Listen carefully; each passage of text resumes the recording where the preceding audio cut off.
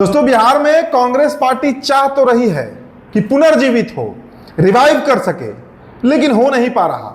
2 कदम कांग्रेस आगे बढ़ती है तो उसे 4 कदम पीछे खींच दिया जाता है। अब कौन खींचता है भाई? राष्ट्रीय जनता दल, लालू प्रसाद यादव, तेजस्वी प्रसाद यादव। अब सीट शेयरिंग का खबर हमने आपको बताया, आपने कई जगह पर देखा भी होगा कि सीट शेयरिंग को लेकर जो प्रपोजल है, जो सीटों की सूची है कि इन सीटों पर कांग्रेस पार्टी लड़ना चाहती है, उसकी पूरी सूची, पूरा खाका जो है वो तेजस्वी प्रसाद यादव को भेज दिया गया। कृष्ण लल्लावरू और राजेश राम की पटना होटल मौर्या में जो मीटिंग हुई तेजस्वी यादव से, वो खबर भी आपने देखी होगी।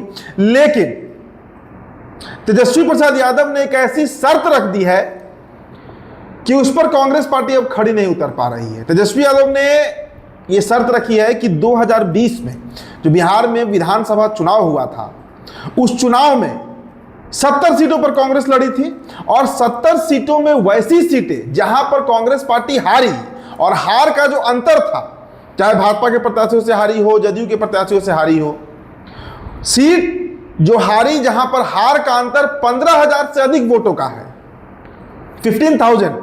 वैसे तो कई सीटें हैं जहां कांग्रेस 20,000, 25,000, 40,000 तक वोट के अंतर से हारी है, लेकिन 15,000 एक मानक तय किया है तेजस्वी यादव ने कि 15,000 वोट के अंतर से जहां हारी है या उससे अधिक अंतर से हारी है कांग्रेस पार्टी, उन सीटों पर इस बार राष्ट्रीय जनता दल लड़ेगी, कांग्रेस वो सीट नहीं ले सकती है। अब यहीं पर आकर पेंच फंस रहा है दोस्तों। अब आपके दिमाग में आ रहा होगा कितनी सीटें रही भाई?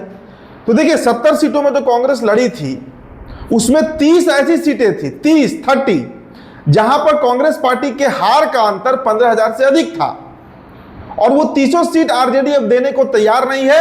वो कह रही है कि वहां पर आपकी पार्टी का जनाधार नहीं है, पार्टी का संगठन नहीं है, कांग्रेस वहां पर एग्जिस्ट ना के बराबर करती है, तो वो सीटें आपको हम नहीं दे सकते हैं। अब इसको लेकर दोस्तों पेच फंस गया है।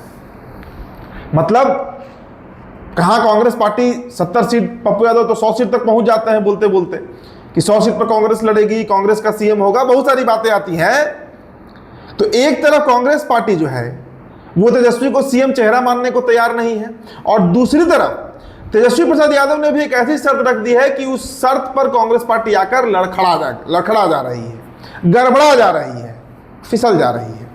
अब 70 में से अगर आप 30 सीटें निकाल दीजिए दोस्तों, तो बचता है 40 सीट।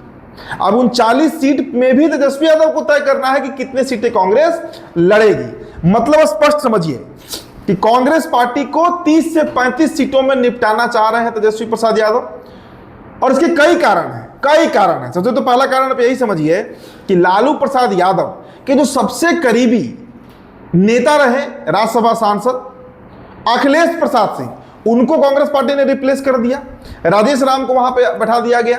दूसरी बात, अब तक जितने भी प्रभारी कांग्रेस पार्टी की तरफ से बिहार में बनाए गए, इसके पहले भक्त चरण दास थे, उसके पहले कोई और था, सब के सब लालू दरबार में हाजिर होते रहे हैं। लेकिन कृष्ण लल्लावरू जब से बने, Krishna Allavaru is very close to Rahul Gandhi, मतलब एकदम राहुल गांधी के मुख्य सिपा सलारों में उनकी गिनती होती है, और उनको बिहार इसीलिए सुपुर्द किया गया, सौंपा गया कि बिहार में कांग्रेस रिफॉर्म हो, रिवाइव हो, यहां पुनर्जीवित हो कांग्रेस, और उस ढर्रे पर वो काम भी कर रहे हैं।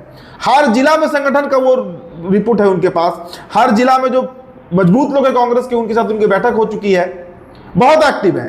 वो अब तक लालू दरबार में हाजिर नहीं दिए हैं। ये पहले बार बहुत जमाने बाद ऐसा हो रहा है कि कोई कांग्रेस का प्रभारी बिहार आया और वो लालू दरबार में हाजिर ना हो रहा। तो ये बातें जो है ना, वो टीस मार रही है आरजेडी को कि अब तक जिस कांग्रेस को पांव तले दबा कर रखा गया बिहार में, जिस कांग्रेस पार्टी का जनाधार खत्म कर दिया गया, आरजेडी ने खत्म किया। आरजेडी के पास आज जो वोटर है, कभी वो वोटर कांग्रेस के हुआ करते थे, और ये कहानी सिर्फ बिहार की नहीं है दोस्तों। बंगाल में जो कांग्रेस के वोटर थे, आज तृणमूल कांग्रेस के वोटर हैं। यूपी में जो कभी कांग्रेस के वोटर थे, आज सपा बसपा के वोटर हैं। बिहार में जो कांग्रेस के वोटर थे, वो आज राजद जदयू के वोटर हैं, ज्यादा बड़ा वो राजद के वोटर हैं। तो हर परिस्थिति में कांग्रेस पार्टी को नुकसान ही पहुंचाया क्षेत्रीय दलों ने, और उसी से रिवाइव करने के लिए आपने दिल्ली का चुनाव परिणाम देखा। दिल्ली चुनाव परिणाम में क्या हुआ? कांग्रेस ने आम आदमी पार्टी को सत्ता से बेदखल कर दिया। और ये बात मैं डेटा पर कह रहा हूं, आंकड़े पर कह रहा हूं। 42 लाख वोट कांग्रेस पार्टी को आया था, 44 लाख वोट भारतीय जनता पार्टी को आया था, मात्र 2 लाख का वोट का अंतर था। लेकिन 6 लाख वोट जो कांग्रेस पार्टी को आया, वही आम आदमी पार्टी को 28 सीटों पर ले आए। खत्म हो गया आम आदमी पार्टी वहां से, और इसका श्रेय सिर्फ और सिर्फ कांग्रेस पार्टी को ही जाता है। तो कांग्रेस अपनी ताकत दिल्ली चुनाव में पहचानी, और वही एक्सपेरिमेंट वो बिहार में करना चाह रही है, क्योंकि कांग्रेस को पता है कि अगर उसे सीधे तरीके से भारतीय जनता पार्टी से लड़ना है तो पहले क्षेत्रीय दलों को साइड करना होगा। भले ही ये बात जेपी नड्डा ने कहा था कि क्षेत्रीय दलों को हम खत्म करेंगे, लेकिन उस मिशन में कांग्रेस पार्टी भी लगी हुई है। और यही कारण है कि तेजस्वी यादव कांग्रेस को वो भाव, वो तूल नहीं दे रहे हैं जो कांग्रेस पार्टी उम्मीद कर रही है। कहां 70 से 100 सीटों की बात हो रही है, और कहां तेजस्वी यादव 30 से 35 सीटों पर इसे ले आ दिए। भाई ये शर्त उन्होंने रखा कि वैसे हर सीट जहां पर 15,000 से के वोट के अंतर से हारी है कांग्रेस, या उससे अधिक के अंतर से हारी है, वो सीट हम नहीं देने जा रहे हैं कांग्रेस को। बड़ा स्पष्ट इसका मतलब है। और देखिएगा दोस्तों, जो स्थितियां बन रही हैं, कहीं जो तीसरे मोर्चे की बात हम बार बार आपसे कर चुके हैं, थर्ड फ्रंट, जिसमें कांग्रेस हो सकती है, जिसमें प्रशांत किशोर हो सकते हैं, जिसमें चिराग पासवान हो सकते हैं, जिसमें AIMIM हो सकती है, जिसमें BSP हो सकती है, जिसमें चंद्रशेखर रावण की पार्टी हो सकती है, एक और दल इसमें जुड़ सकते हैं। कहीं वो थर्ड फ्रंट सच में जमीन पर उतर ना जाए, कहीं वो तीसरा मोर्चा सच में जमीन पर बन ना जाए। इसकी सुगबुगाहट बिहार की राजनीति में खूब होती है, क्योंकि जिस तरह का प्रकरण चल रहा है, एक तरफ एनडीए गठबंधन में आप देख लीजिए, उपेंद्र कुशवाहा नाक मुंह हाथ सब फुलाकर बैठे हुए हैं। महागठबंधन में देखिए, जो दूसरी सबसे बड़ी दल है कांग्रेस, उसे ही भाव नहीं दिया जा रहा है। हो सकता है मुकेश सहनी को अधिक सीट इस बार मिल जाए कांग्रेस पार्टी से। ये कांग्रेस कैसे बर्दाश्त करेगी?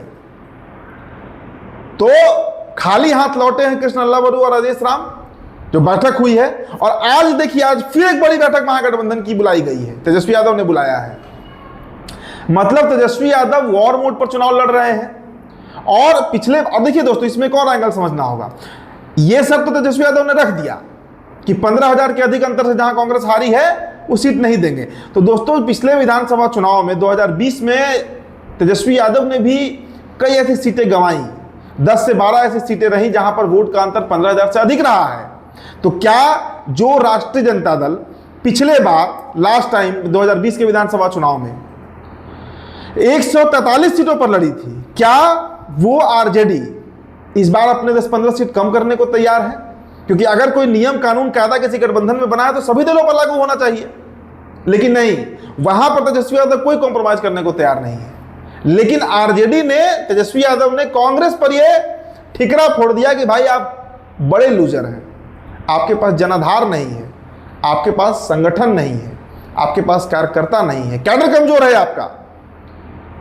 तो देखिए, ये अंतर्द्वंद जो है वो चल रहा है, बड़े स्तर पर चल रहा है, दिख नहीं रहा है। लग रहा है जैसे सब कुछ मैनेज हो जाएगा, हो भी सकता है मैनेज हो जाए। लेकिन आज का जो अपडेट है, ये बड़ा अपडेट है कि कांग्रेस पार्टी को 30 से 35 सीटों के बीच तेजस्वी यादव सेट करना चाह रहे हैं। इसका सारा इंडिकेशन, सारा जो मार्कर होता है, वो तेजस्वी यादव ने दिखा दिया है। तो फिलहाल का यही अपडेट है दोस्तों। अगले रिपोर्ट में फिर आपके साथ जुड़ेंगे।